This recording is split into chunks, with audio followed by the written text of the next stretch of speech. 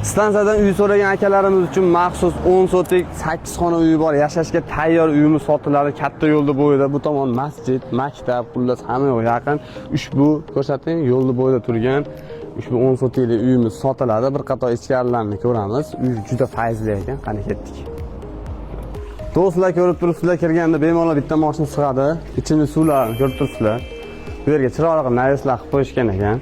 Kirganimizda chap qo'lda to'rtta xona mavjud ekan, oldi terasga. Bu yer terasga qilib koridor qilib qo'ygan ekan. Kirganimizda chap qo'l tomonda bitta xona mavjud ekan, bir qator ko'rsating.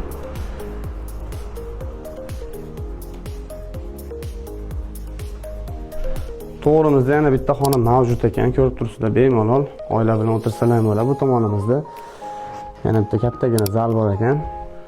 Va bu tomonimizda spalni xona bor ekan. Spalni xonasini olmadik. Va bu tomonimizda ko'rib turibsizlar, oshxona mebellari, jihozlari, hamma yo'llari bor bu yerda sharoit qilib qo'ygan ekan. Bu tomondan chiqib ketgan eshiklari ham mavjud ekan. Bu tomonimizda bemalol so'rilar bor ekan, o'tirib chopoda ichib, yozda maza qilib o'tiradigan va kirganimiz uzungina. Xullas bu tomonimizda to'rtta xona mavjud ekan. Har bir xona chiroyli qilib aboylarni, remontlarni normallik qilib qo'ygan ekan. Juda fayzli ekan. Har bir xonani ikkitadan spalni xona, bemalol ikkita oilasi, uchta oilasi borlar ham bemalol yashasa bo'ladi. To'g'rimizda bu yerga so'ri qilib qo'ygan ekan, chiroyli qilib. Agar o'tib to'sgan ekan, bu tomonimizda mana sanuzel, hammomlari bor ekan. Bir qator yengil ko'rsatib qo'ysangiz ham bo'ladi ichini. Bu tomonimizda ana orqa tomon to'sib naveslar qilib qo'ygan ekan. Hojatxona, xullas. Hamda o'choqlar bor ekan orqa tomonda. Agrotlar ham bor ekan, ko'rib turibsizlar. Do'stlar, ko'rib turibsizlar, qo'ldan kelgancha obzorini qildik.